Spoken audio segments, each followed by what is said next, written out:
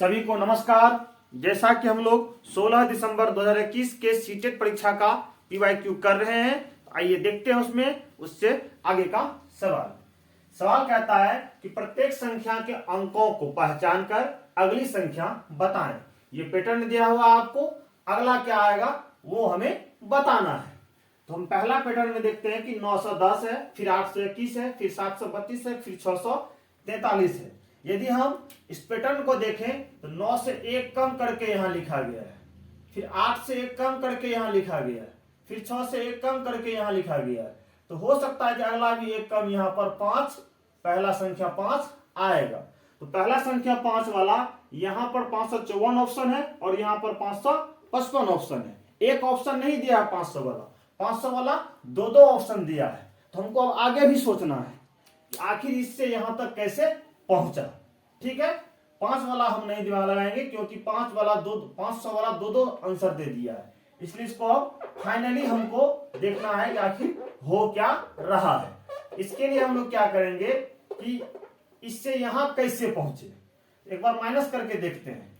910 में से माइनस करके देखते हैं 821, इसमें से इसको माइनस करके देखते हैं।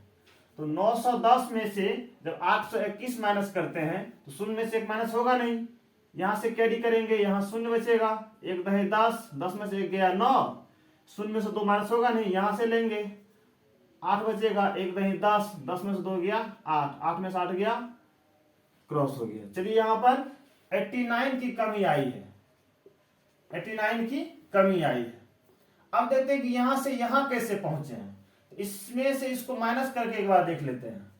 821 में से 732 को माइनस करके देखते हैं तो 1 में से 2 माइनस होगा नहीं, यहां से कैरी करेंगे, 1 बचेगा, यहाँ 11 हो जाएगा, 11 में से हो गया 2, यहाँ फिर 7 बचेगा, 10 से 11 में से 3 गया 8, 0 यानी क्रॉस। यानी कि यहां भी देखते हैं कि 89 की कमी की गई है, माइनस किया गया है। अब देखते हैं कि क्या यहां भी वही किया गया है। तो इसमें से इसको माइनस करके हम देख लेते हैं।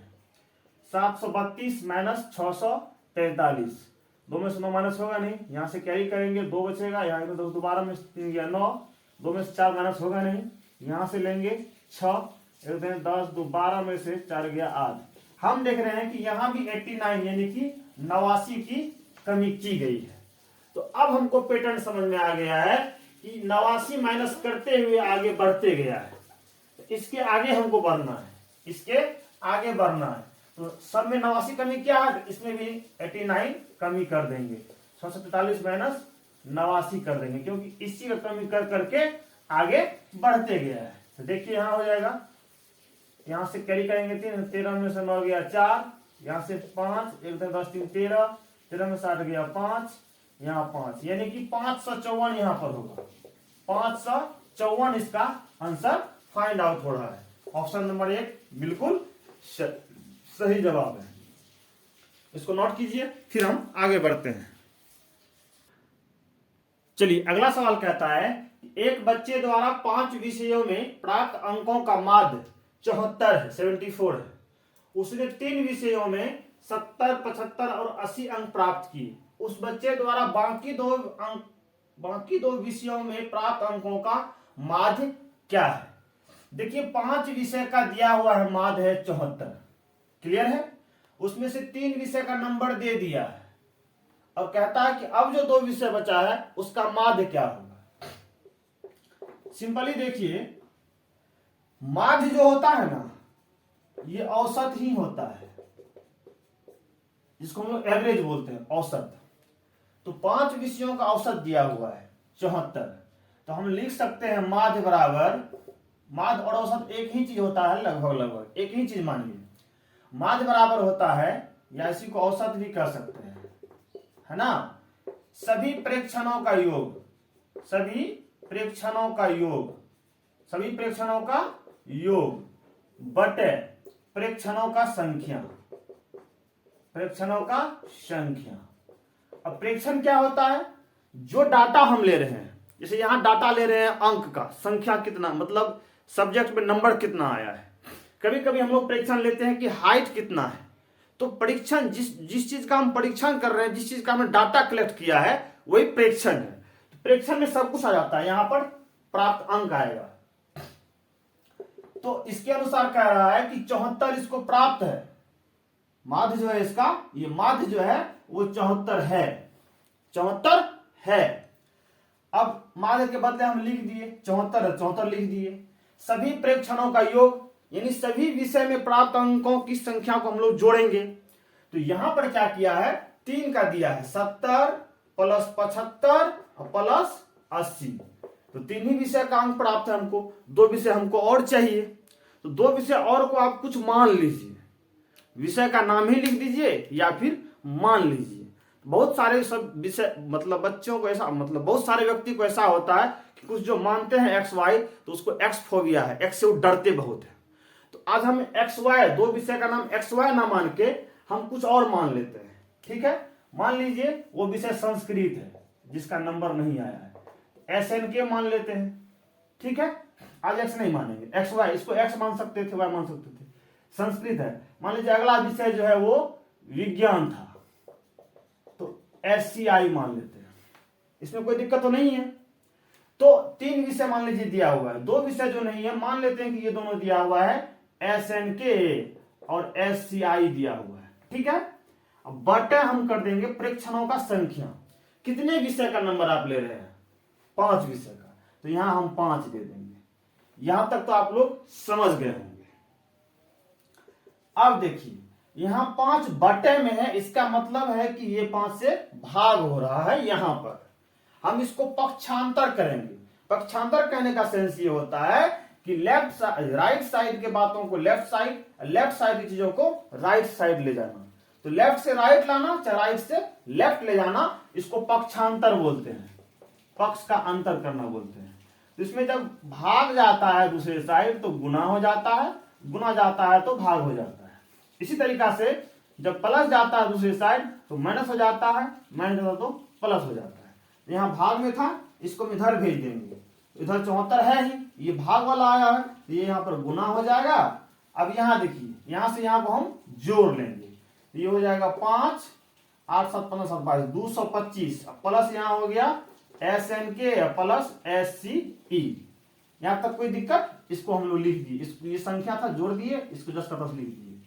अब देखिए 74 पंचे 4 पंचे 20 का 0 हासिल 2 7 पंचे 35 2 37 370 बराबर ये हो गया आपको 225 प्लस SNK संस्कृत है और मान लीजिए कि साइंस है, SCI है, साइंस है।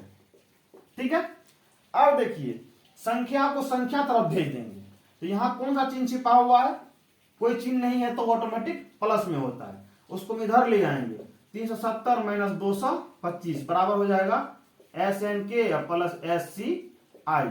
इसको जब माइनस हम करते हैं तो 10 में से 5 गया 5 है ना, 6 में से 2 गया 4, 370 माइनस 225 कर रहे हैं, 10 में से 5 गया 5, 6 में से 2 गया 4, 3 में से 2 गया 5, 145 बराबर SNK प्लस SCI आएगा। यानी इतना औसत है। अब 5 विषय में 3 का दिया हुआ है तो संस्कृत और साइंस को जोड़ के 145 नंबर है, यानी 2 विषय को जोड़ के 145 नंबर है। तो अब पुनः हम निकाल देंगे माध्य। क्या होता है, सभी प्रेक्षणों का योग, सभी प्रेक्षणों का योग बटे प्रेक्षणों की संख्या, प्रेक्षणों की संख्या। तो सभी प्रेक्षणों का योग, तो 2 ही विषय का मांगा जा रहा है, अंतिम में 2 ही विषय का मांगा जा रहा है। तो 2 विषय में कितना नंबर है 145, तो सभी प्रेक्षणों का योग, दोनों विषय के अंकों का योग कितना है 145। प्रेक्षणों की संख्या क्या का विषय का निकाल रहे हैं 2, तो बट्टे 2। अब इसको 2 से भाग दे दीजिए, 2 से भाग दे दीजिए 145, 2 7 14, 5 आया, 2 दूनी 4, 1 बचा दशमलव दिए, 0 आया, 2 पंच 10, यानी कि ये आपको आ गया 72.5। इस तरीका से ऑप्शन नंबर 2 बिल्कुल सही जवाब है, ऑप्शन नंबर 2। ठीक है, इसको नोट डाउन कीजिए, फिर हम आगे बढ़ते हैं। परीक्षा में आपको इतना लिखने की आवश्यकता नहीं है, सिर्फ यहां से आगे गुना भाग कर लेना है और चट से निकाल लेना है। तो लॉन्ग कट आपको जानकारी होगा तो शॉर्टकट आप तुरंत मार लेंगे, सिर्फ गुना भाग करना है। इसको नोट कीजिए, फिर हम आगे बढ़ते हैं। चलिए अगला सवाल कहता है कि हर्षित, अभिनव और जोसेफ द्वारा एक दिन का पैदल चलने का विवरण नीचे दिया गया है ना। पूछता है कौन सा सही है। हर्षित इतना में शुरू किया, इतना में समाप्त किया, ठीक है, इस तरीका से दिया हुआ है।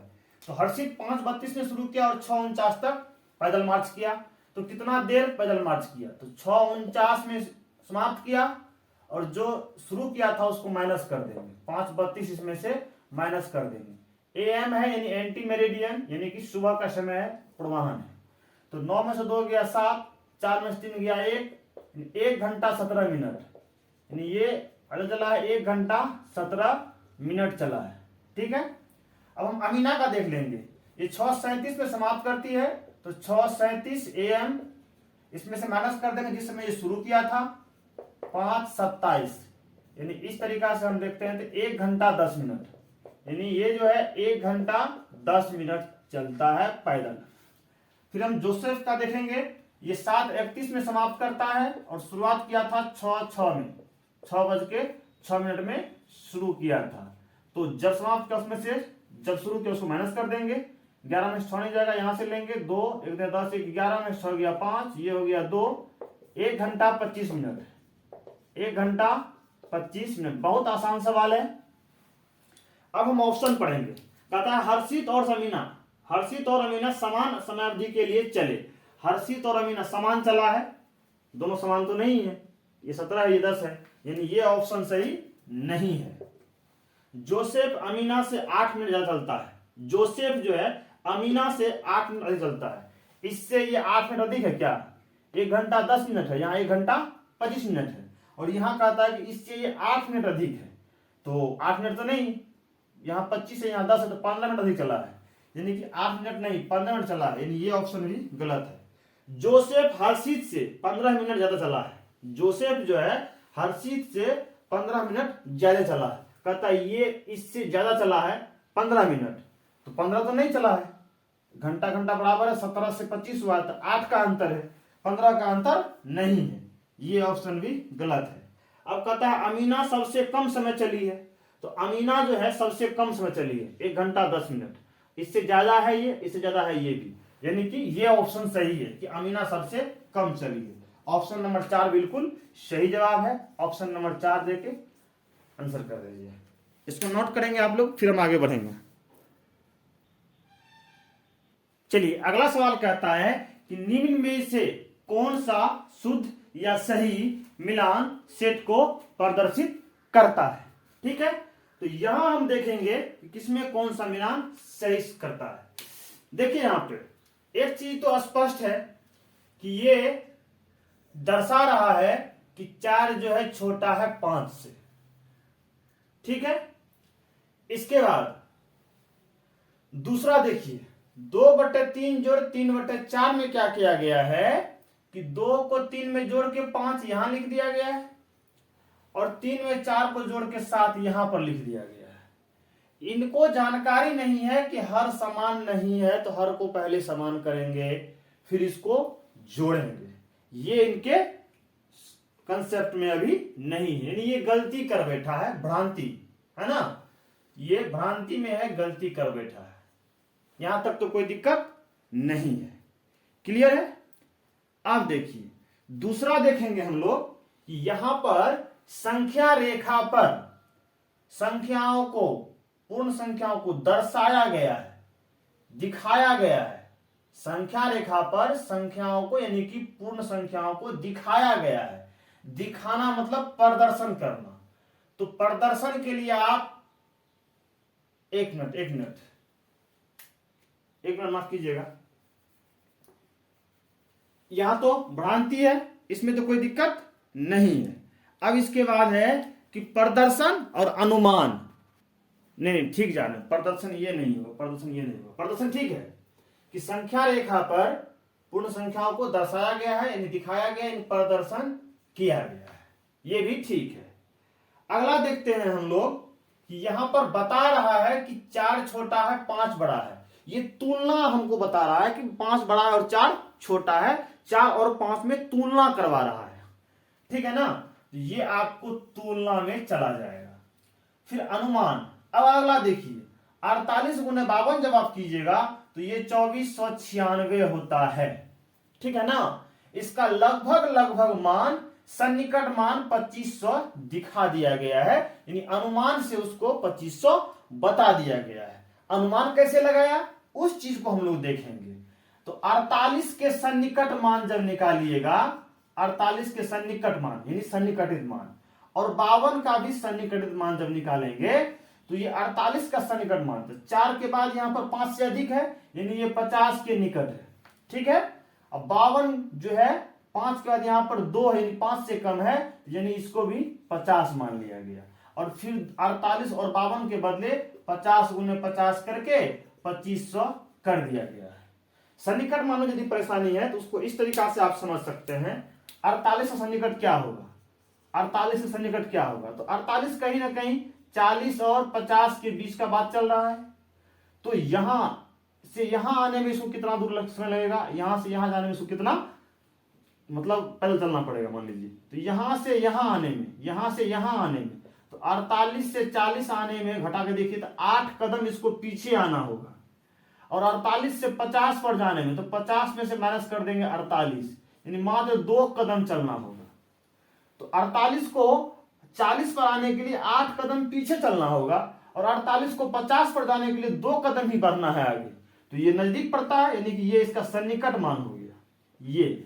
और दूसरा है 52, तो 52 कहीं ना कहीं 50 और 60 के बीच बात चल रहा है। तो 52 को 50 पर आने के लिए कितना चलना होगा, तो 52 में से हम 50 को माइनस करके देख लेंगे तो मात्र 2 कदम चलना होगा पीछे।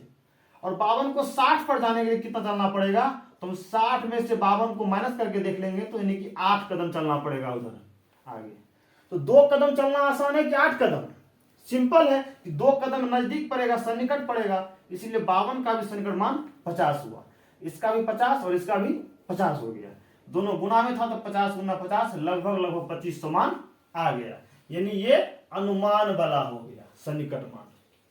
क्लियर है। अब हम लोग देखेंगे कि A का 3 B C D, B का 1 C का 4 और तुलना जो हो रहा है वो है 2 में, तो 3 1 4 2, 3 1 4 2 पहला ऑप्शन ही सही है, ऑप्शन नंबर 1 बिल्कुल सही है। इसको नोट करेंगे फिर हम आगे बढ़ते हैं।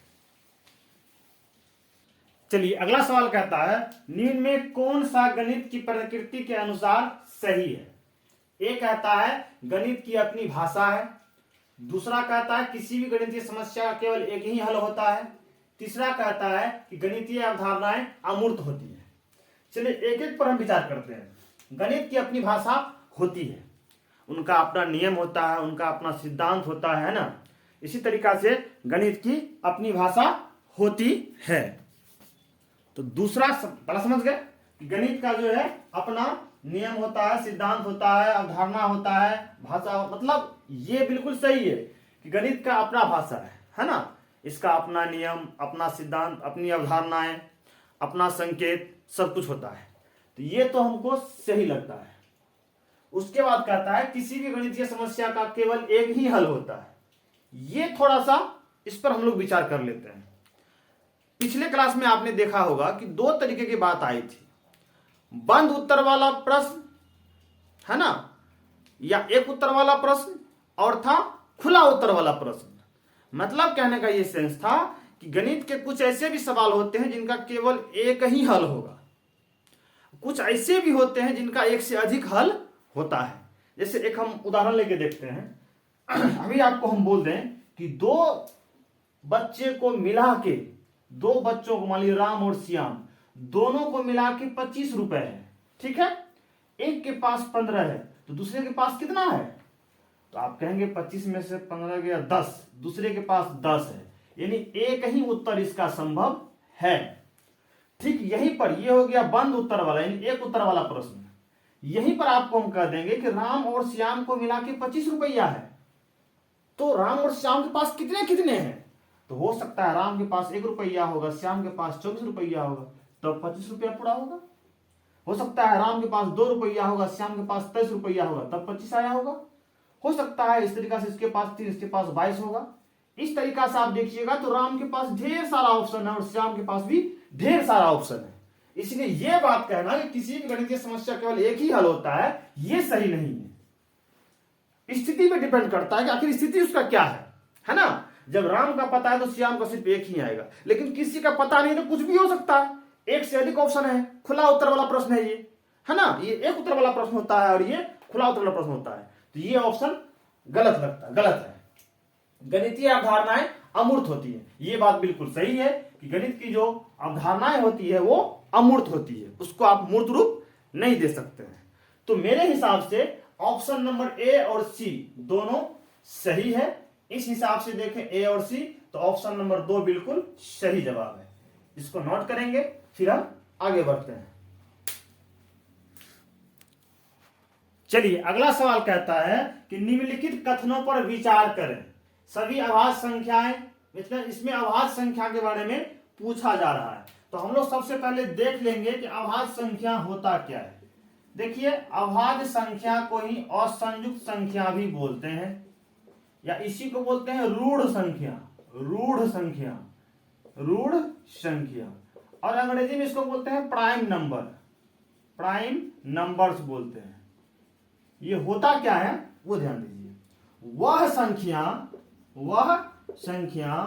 जो एक और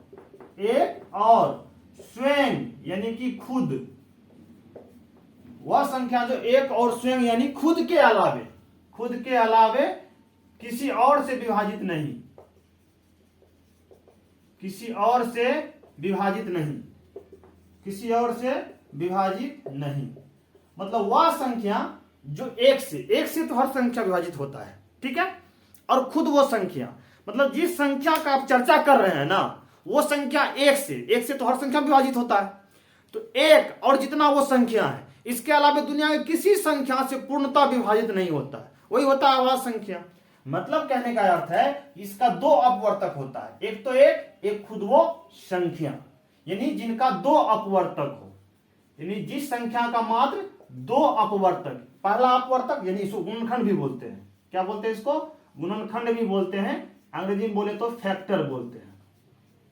जिस संख्या का मात्र दो अपवर्तक, केवल और केवल दो अपवर्तक, पहला अपवर्तक एक, दूसरा स्वयं वो संख्या, वो होता है आपको अभाज्य संख्या, प्राइम नंबर।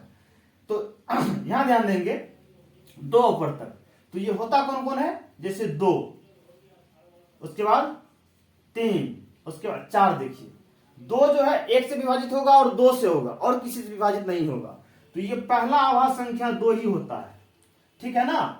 अभाज्य संख्या के बारे में हम अच्छे से बताए हैं आपको, बेसिक क्लास में बताए हैं, आप वहां से एक बार देख सकते हैं, ठीक है ना। मेरा जो प्लेलिस्ट है उसमें बेसिक कंसेप्ट है, उसमें अभाज्य और संपूर्ण संख्या में पढ़ा है, वहां आप देख लीजिएगा तो और अच्छे से आप समझ जाइएगा।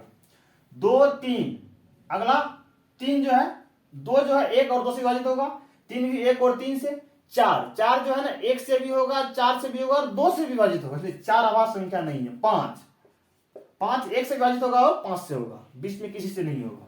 इसका 6 1 से भी होगा, 2 से भी होगा, 3 से भी होगा, 6 से भी होगा, यानी कि इसका 4 अपवर्तक, ये नहीं होगा। 6 जो है अभाज्य संख्या नहीं है। 7 होगा, फिर 9, 8 जो है 2 4 से हो जाएगा, 9 भी 3 से हो जाएगा, 10 भी हो जाएगा। इसके बाद 11, फिर 12 2 हो जाएगा, वो भाज्य हो जाएगा, अभाज्य नहीं होगा। इसके बाद 13, इस तरीका से ढेर सारा है, इसमें कमी नहीं है, ठीक है। इसमें एक चीज आप खाली जान लीजिए कि इसमें 2 जो है ना सबसे छोटी अभाज्य संख्या है, सबसे छोटी अभाज्य संख्या है, और 2 ही केवल एक ऐसा अभाज्य संख्या है जो कि सम संख्या भी है। दुनिया का एकलौता अभाज्य संख्या जो सम है वो 2 है, बाद बाकी कोई नहीं है, ठीक है ना। पहला भी अभाज्य संख्या यही है और सबसे छोटी अभाज्य संख्या भी यही है, और सम संख्या होते हुए भी अभाज्य संख्या भी यही है। क्लियर? अब हम पढ़ते हैं ऑप्शन को। सभी अभाज्य संख्याएं विषम संख्याएं होती है, सभी अभाज्य संख्या विषम संख्याएं होती है जी नहीं, 1 2 तो सम संख्या होता है, यानी ये ऑप्शन गलत है। एक अंक वाली केवल 5 अभाज्य संख्या है, एक अंक वाली अभाज्य संख्या 2 3 5 7 4 होता है, ये कह रहा 5, ये ऑप्शन भी गलत है। अभाज्य संख्याएं अपरिमित रूप से अनेक होते हैं, बिल्कुल। 13 के बाद फिर आपको 17 आएगा, 19 आएगा, 23 आएगा, ढेर सारे हैं, ये ऑप्शन सही लगता है। अभाज्य संख्याओं के केवल दो गुणनखंड होते हैं, बिल्कुल दो ही गुणनखंड कोई अपवर्तक बोलते हैं, दो गुणनखंड होते हैं, ये बात भी सही है। इस तरीका से 3 और 4 आपका सही आया। ऑप्शन नंबर 3 जिसमें 3 और 4 के बारे में कह रहा है सही है, यानी यहां पे आपका ऑप्शन नंबर 3 बिल्कुल सही है। इसको नोट कीजिए, फिर हम आगे बढ़ते हैं। चलिए अगला ऑप्शन कहता है कि पूर्णांकों के संबंध में इनमें से कौन सा कथन सही है। दो संख्याओं का गुणनफल सदैव यानी कि हमेशा संख्याओं के बराबर या उससे अधिक होता है। दूसरा कथन कहता है कि दो संख्याओं का जोड़ सदैव यानी कि हमेशा के लिए संख्याओं के बराबर या उससे अधिक होता है ना। हमको ये पता करना है कि गुणनफल जो है सदैव संख्याओं के बराबर या उससे अधिक ही होता है या कम भी होता है। यदि कम भी होता होगा तो ये ऑप्शन गलत है। दो संख्याओं का जोड़ते हैं तो वो संख्या के बराबर ही होता है या उससे अधिक होता है। यदि कम भी होता होगा तो ये ऑप्शन गलत है। यदि ये बात सही होगा हमेशा के लिए तो सही है, दोनों में हम लोग को चेक करना है। बात चल रही है यहां पर किसका, पूर्णांक का बात चल रहा है, जिसको हम लोग इंटीजर बोलते हैं। पूर्णांक की बात चल रही है। पूर्णांक क्या होता है हम आपको बताए हैं बेसिक कंसेप्ट क्लास में कि गिनती के संख्या को प्राकृतिक संख्या कहते हैं और ये 1 से शुरू होकर अनंत तक चलता है।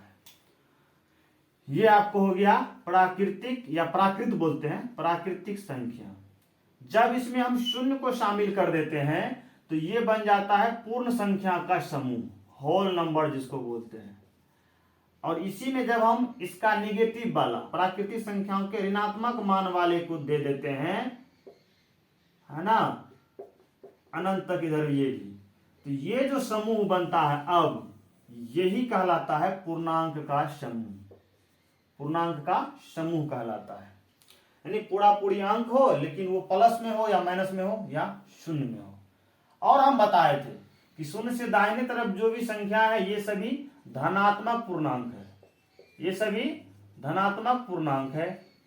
शून्य से बाएं तरफ जो भी है, दाहिने तरफ धनात्मक, बाएं तरफ ये सारा ऋणात्मक पूर्णांक, हम ये भी बताए थे ऋणात्मक पूर्णांक है। शून्य पूर्णांक तो है लेकिन ना वो धनात्मक है ना वो ऋणात्मक है। माइनस शून्य प्लस शून्य कोई फर्क नहीं पड़ता है, ठीक है ना। ये ना तो धनात्मक है, ये ना इधर का धनात्मक है ना ऋणात्मक है। पूर्णांक है लेकिन ना धनात्मक है ना ऋणात्मक है।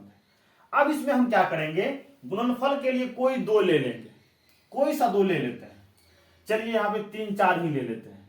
तो 3 गुना 4 कितना हो गया, 12 हो गया। यानी कि 3 और 4 किसी के बराबर तो नहीं हुआ लेकिन इससे बड़ा तो हुआ, तो बड़ा तो हो रहा है। अब दूसरा लेके देखते हैं गुणनफल। 0 गुना 3 करते हैं, 0 गुना 3 करते, ये कितना हो गया, 0 हो गया।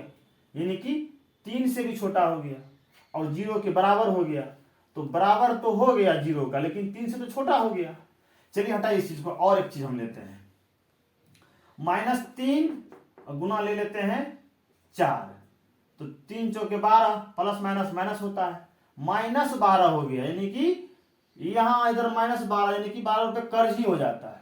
गुना कर रहे हैं हम 3 से, है ना, -3 से गुना कर रहे हैं 4 से, तो ये दोनों से और बहुत छोटी हो गई, इससे भी बहुत छोटी, इससे तो बहुत अच्छा छोटी, तो छोटी भी होता है। यानी ये कहना कि हमेशा संख्या के बराबर, जैसे 1 गुना 1 करेंगे तो ये संख्या के बराबर है, लेकिन यहीं पर यदि 1 गुना 0 कर दें तो 0 हो गया, संख्या से छोटी हो जाती है ना। और जो माइनस वाला -2 गुना -5 कर दें तो क्या हो गया, माइनस माइनस प्लस, 2 पंच 10, ये तो बड़ी हो गई। लेकिन -6 गुना 4 कर देंगे तो -24, इससे बहुत छोटी, इससे तो बहुत सारा छोटी, तो छोटी भी हो जाता है पूर्णांक की स्थिति में।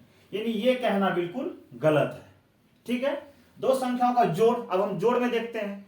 मान लीजिए कि किसी को जोड़िए, 3 और 4 को जोड़ते हैं, 3 4 कितना हो गया, 7। ये तो संख्या से हमेशा बड़ी ही हो गई, संख्या से बड़ी हो गई। अब इसी में हम जोड़ते हैं 3 जोड़ 0 तो 3 आया, ये इस संख्या के बराबर हो गया। इसी में जब हम माइनस वाले को जोड़ते हैं, -5 प्लस 3 करते हैं, -5 प्लस 3 करते हैं, तो एक प्लस में और एक माइनस में। हम बताए हैं कि एक प्लस में और एक माइनस में हो तो जिसमें से जो घटे घटा देना चाहिए। तो चलिए इसमें से घट गया, 5 में से 3 गया 2, और जिसमें घटा था उसका चिन्ह यानी -2 हो गया। यानी यहां पर जोड़ रहे हैं, यहां पर जोड़ रहे हैं इस संख्या से। 3 से तो -2 छोटी है, बाएं तरफ है, ये छोटी हो गई। अब यहां देखिए -5 से तो ये बड़ी हो गई। अब हम एक और देखते हैं, इस बार आपका कंसेप्ट क्लियर हो जाएगा। इस बार हम देखते हैं कि मान लीजिए -6 में जोड़ना है हमको -3, ठीक है। तो -6 में जोड़ना था, इसलिए हम ब्रैकेट बंद कर दी -3 को, ये खुद माइनस में है। अब प्लस माइनस माइनस होता है, यहां पर हम दे देंगे 3। दोनों जब एक ही चिन्ह में आ गया, दोनों जब एक ही चिन्ह में आ गया तो संख्या जुड़ जाएगा, 6 3 9 हो जाएगा और चिन्ह लग जाएगा माइनस का। मतलब कहने का यह अर्थ है कि -6 में जोड़े -3 तो -9 हो गया, और पीछे ही चला गया। माइनस मतलब कर्जे हो गया 9 रुपया, यानी कि इससे बहुत छोटी, इससे तो बहुत छोटी है ना। तो इसका मतलब ये ऑप्शन में बिल्कुल गलत है। इस तरीका से हम देखते हैं कि ऑप्शन ए और बी पूर्णांक की स्थिति में गलत है, यानी ऑप्शन नंबर 2 आपका बिल्कुल सही जवाब है कि यहां दोनों गलत लिखा गया है। ठीक है, इसको नोट कीजिए, फिर हम आगे बढ़ते। ऐसा सवाल फिर आ रहा है, हम ये देख रहे हैं कि अब सवाल पुनरावृत्ति हो रहा है, ठीक है ना। तो बाकी जो बच जाता है ना, चर्चा आगे हो जाएगा, ठीक है ना। मेरे समझ से जहां तक चर्चा होनी चाहिए हम कर दिए हैं, फिर कुछ छूटता है तो वो आपको चर्चा आगे आ जाएगा, ठीक है ना। इनको नोट कीजिए, फिर हम आगे बढ़ते हैं। चलिए यहां हम लोग थोड़ा सा विचार करते हैं, इसमें हम लोग तुलना करेंगे 3 और 4 में कौन बड़ा है। दोनों के आगे अभी +3 छिपा हुआ है। तो मान लीजिए किसी के पास 3 लाख, किसी के पास 4 लाख, या 3 और 4 ही है, तो कौन बड़ा है? यहाँ 4 बड़ा है, ठीक है। यहां पर किसी के पास 3 लाख कर्जा है, दोनों जगह माइनस है, माइनस मतलब ऋण होता है। किसी के पास 3 लाख कर्जा है, किसी के पास 4 लाख कर्जा है, तो कौन बड़ा है? तो जिसको ज्यादा कर्जा है वो ज्यादा गरीब है, यानी वो ज्यादा छोटा है, यानी कि ये यहाँ पर छोटा है, यहाँ पे यही बड़ा हो जाएगा। यहां देखिए, ये कहता है मेरे पास 3 लाख रुपया है, ये कहता है हमको 4 लाख कर्जा है, तो कौन बड़ा है? जिसको धन है ज्यादा वही ना बड़ा है, ये बड़ा हो जाएगा। यहां देखिए, ये कहता है हमको 3 लाख का कर्ज है, ये कहता है हमको 4 लाख कमाया हुआ धन है, तो कौन बड़ा है? तो यहां पर वो बड़ा हो जाएगा। कंफ्यूजन में मत रहिएगा, थोड़ा सा हम इंडिकेट कर दिया आप लोगों को। अब यहां देखिए, प्लस गुना प्लस क्या होता है, माइनस गुना माइनस क्या होता है। जब दोनों एक ही चिन्ह है तो प्लस होता है, ये हम बताए हैं बेसिक कंसेप्ट के क्लास में। और दोनों अलग अलग चिन्ह है तो दोनों स्थिति में माइनस होता है। Plus plus plus, minus minus भी प्लस ही होता है। प्लस माइनस तो माइनस, माइनस प्लस तो माइनस, यानी कि समान चिन्ह गुना में होता है तो प्लस, और असमान चिन्ह होता है तो माइनस। इसको नोट करेंगे आप लोग, फिर हम आगे बढ़ते हैं। अगला सवाल कहता है कि रिंकी के पास जलेबी की 3 थाली है, थाली अ, थाली ब, थाली स। थाली अ में केवल 1 जलेबी है, थाली अ में केवल 1 जलेबी है, थाली ब में 5 जलेबी है, और थाली स में 3 जलेबी है। वह तीनों थालियों में बराबर जलेबियां रखना चाहता है, निम्नलिखित में से कौन सा कथन सही है। देखिए हम 3 थाली बना लेंगे पहले, ठीक है। इसका नाम रखेंगे अ, इसका नाम अ, इसका नाम ब, इसका नाम श। तो कहता है थाली अ में केवल 1 जलेबी है, इसमें केवल 1 जलेबी है।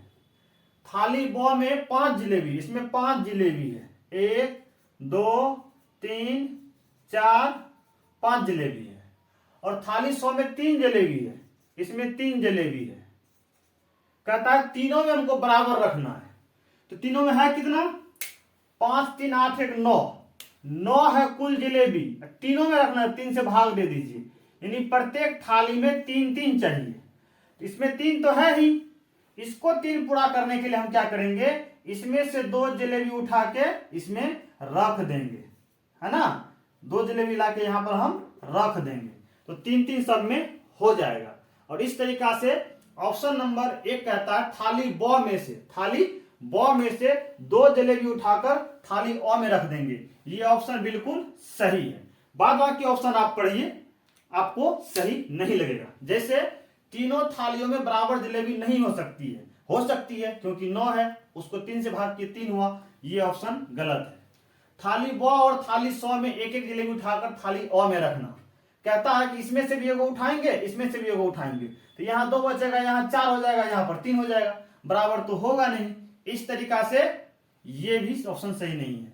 थाली अ में से 1 जलेबी उठाकर, थाली अ में से 1 जलेबी उठाकर, थाली अ में से उठाकर 100 में रखना, अ से उठाकर 100 में रखना, यानी इसमें से एगो इसमें चल जाएगा, है ना। तो इसमें 5 में 4 हो जाएगा, यानी ये ऑप्शन भी गलत है। इस तरीका से ऑप्शन नंबर 1 आपका बिल्कुल सही जवाब है। ठीक है ना, इसमें ज्यादा समझने की आवश्यकता नहीं है। लेकिन हाँ, परीक्षा में आप ऐसे बना के चारों ऑप्शन पढ़ेंगे और क्वेश्चन क्या कहता है उसके भी देखेंगे। हो सकता है कुछ और भी पूछ दे, इसीलिए जल्दबाजी में आप टिक ना मारें, क्वेश्चन को पूरा पढ़ें, चारों ऑप्शन को पूरा पढ़ें, फिर तर्क लगा के आप आंसर दें। यहां तक क्लास करने के लिए आप लोगों का बहुत बहुत शुक्रिया। पुनः आप लोगों का नमस्कार।